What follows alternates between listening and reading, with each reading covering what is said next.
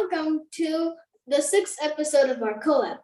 And if you're new here, we suggest you go back to episode 1 and through all the episodes to explain why we are here on this wonderful, lovely day, evening. And basically, quick recap, and for those of you who are new here, me and Astrid took 1 pound of fiber and we spun it up. And Astrid already has it dyed. I have it made into a warp, ready to be dyed black for a reason that we will explain later in the video. And yeah, that is just a quick recap. Also, for those of you who have been following along and noticed we didn't post anything last weekend is because we're going to make a new video schedule. So now, to give us a little bit more extra time to make things and share things with you so we have more stories to tell, we're going to do it every other weekend. So we're going to post a video not this weekend, not this following weekend, but the weekend after that. Yeah, every other weekend. And also, I think Kai forgot to mention, if you are new, we also include the guidelines that we have set for ourselves in the description, and we go through rules and ways to follow them in previous videos, if you want to check that out. So if you're wondering about any of the guidelines, be sure to check out especially video number 1, we suggest. So yeah, let's dive right in. So today we're sharing like some final decisions that we've made. And so like patterns for sewing and patterns for weaving, and kind of we just set all that stuff in these last 2 weeks. So let's dive right into that. Kai, what do you want me to share first? Your draft. Okay, so I have the software called Tempo Weave, which is currently available for $1 from Astrid-Fiber, and is a fantastic software. I love it. But sometimes just for this one project, me and Kai will use it to create our project. And so I'm going to share. And if anyone would like the details of this document, it is a double weave draft. However, it will show up differently. So this is showing up as the full width when it is unfolded differently. So in the description or the details and guidelines, we did say that it is set to plain weave. Kai is allowing me to use double weave because I have a 4-shaft loom. So this fits within those guidelines. And so I set it to be like that. And I realized that there's a goof in here that I just fixed. So this is double weave. The fold is right here at the halfway point, that it would be folded there. And then I decided to do this draft this way so that I'm going to make a top and some pants. And I wanted to be able to change up the fabric differently. So for the top, it'll be folded one way. And then when I flip it, it will basically flip it. The fabric will look like it's basically been like inside it out kind of. And so I don't have that set up right now, but you'll be able to see it when the finished fabric is done. And so I wanted it to also slowly gradiate from the main color into the next color. And so I kind of just added little sections of that. If you would like any of those details, just ask in the comments and I'll share. And this is, so the double weave draft I have is from Jane Stafford. So you'll notice that it is straight draw. A lot of double weave will be threaded 1, 3, 2, and 4. I don't have it set up that way. That is the traditional way to do double weave. However, Jane Stafford shares a method to flip the direction of your cloth. And so if you would like that, I suggest Jane Stafford. She is a brilliant teacher, and she makes a shawl in her original lesson using hair spool shetland. I will be using Jaeger spun 18-2 merino with elderberry and pumpkin. So the elderberry is this purple color, pumpkin is the other weft or other warp stripe. And my hand dyed for part of the weft. And then just to show you what it looks like, the other part I was planning on using white. So the draft here looks kind of confusing, but that's just because it doesn't look like double weave yet. It will look like double weave when everything is said and done. So for part of it, this will be my weft. This is about 275 grams of our Ashford vanilla fiber, which is merino silk. And it is spun up singles that I then dyed with jacquard pink. Again, if you'd like to know those details, just ask in the comments and we'll feel free to share. So I mentioned that I'm making a top and a bottom. So this is the top pattern that I got. I'll be doing option C. And I love this pattern because it has an elastic thread panel in the back. So it gives the top some give and stretch to it without needing any knit fabric, which really opens up your possibilities when creating this. And there's a couple different versions, but I like option C the best with the spaghetti straps. And then for the pants, they didn't have those at the store, but I didn't, so I didn't get that there. But I did pull up for you today the draft on the website. I pulled it up. I'll be getting the digital file instead of having it mailed to me, because as you can see, there's a lot of options to these pants. There's a wide leg and a tapered leg, and they come in all different lengths. So in case you aren't familiar with digital patterns, when you come in a standard pattern, the yarn just fell. When it comes in a standard pattern like this, it comes in a thin brown paper, and it comes in pretty much huge sheets. I won't unfold this because I won't be able to get it back folded. They're kind of like folding up maps.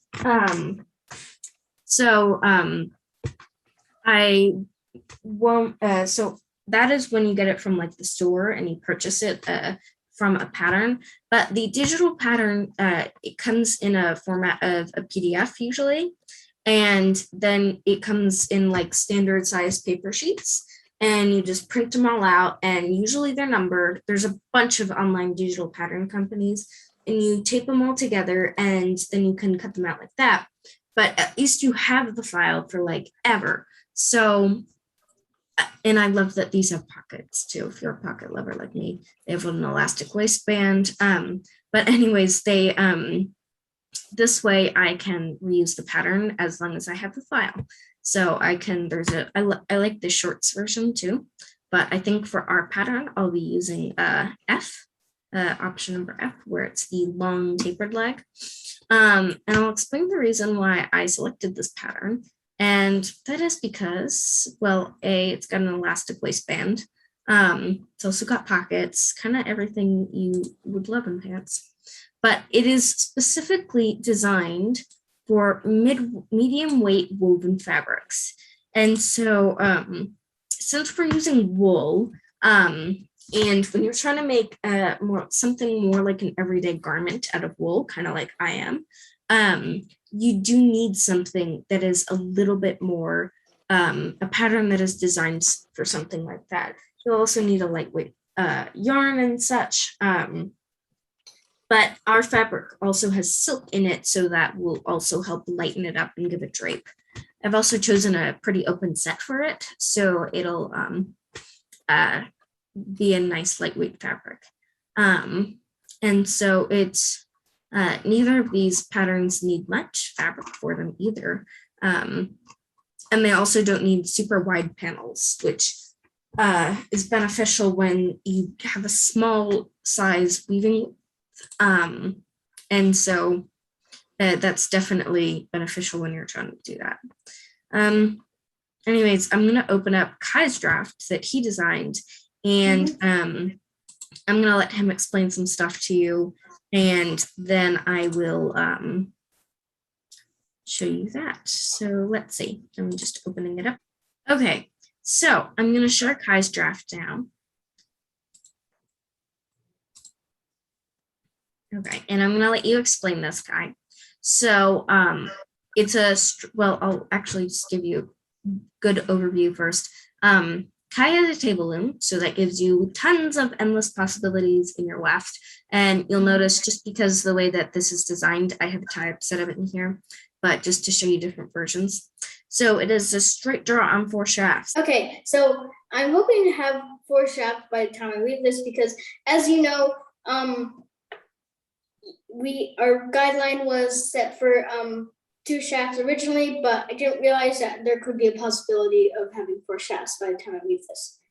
Without any further ado, so basically this draft, as you know before, I said that I wanted to do tie-dye, which is basically, like tying the warp in all different sorts of weird ways and you have to tie it once, put it in the dye pot, wait till that dries, make a new dye pot, and tie another set of yarns.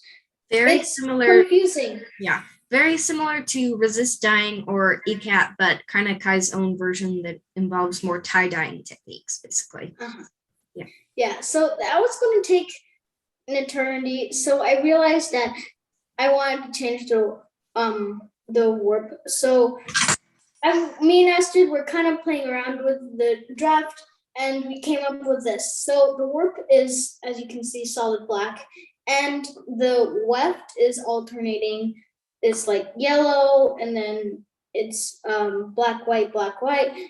So as you can see, in the draft, there are a lot of there's lots of possibilities here.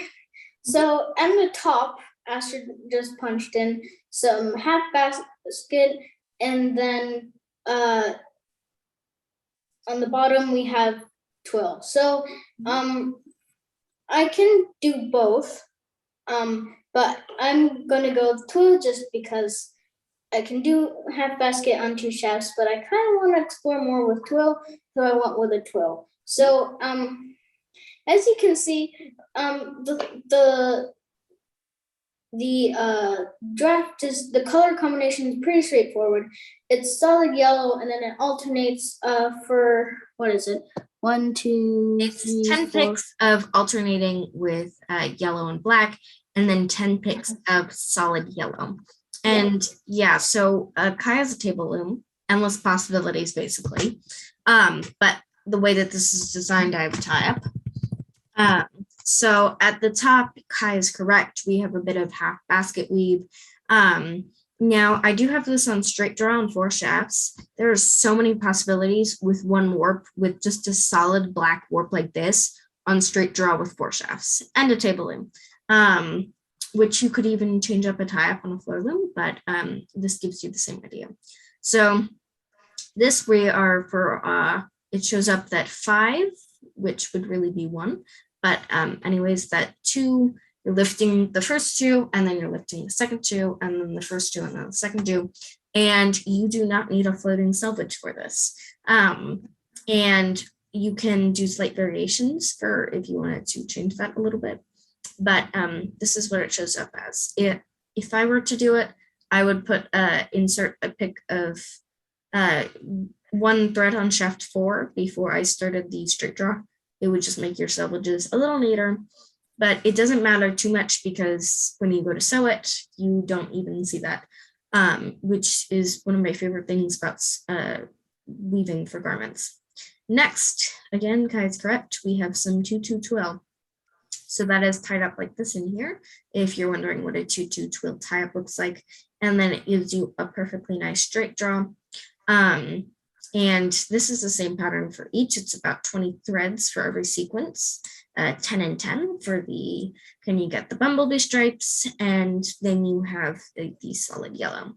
And finally, I'm going to zoom out a little bit for this. It's just plain weave here. And the interlacement will look slightly different. It just looks a little funny because it's in software and it's all pixels. But anyways, this is plain weave here, which most people should know. You'd just be lifting 1 and 3, and then 2 and 4, and then 1 and 3, and 2 and 4, and basically that for a very long time. following the same exact pattern sequence going through. So that is the draft. Stuff. So yeah, that is basically it for today's video. And we'll see you next time. Thanks for joining. We hope you enjoyed.